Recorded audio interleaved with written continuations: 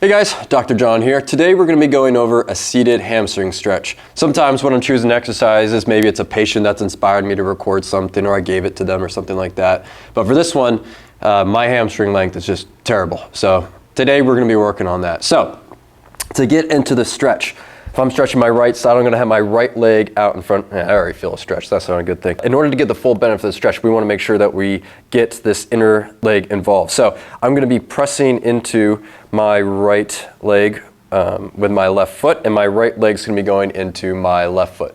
From here, then, what I'm going to do is I'm going to try and stay as upright as possible.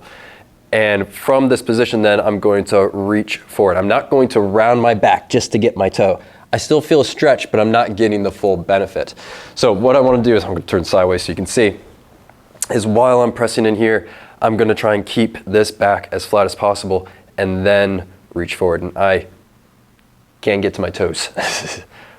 Now, to make this stretch dynamic, you can hold this for 5 seconds or so and then relax and move in and out of this position about 10 times. As you continue to do it, you should be able to get a little bit further, especially by that 10th rep, and especially as you're doing it through multiple sets. Or after working out, or just throughout the day where you're not expecting to do any activity, you can hold this for 20 to 30 seconds. Again, trying to keep that back as flat as possible. Alrighty, and that is how you do the seated single leg hamstring stretch.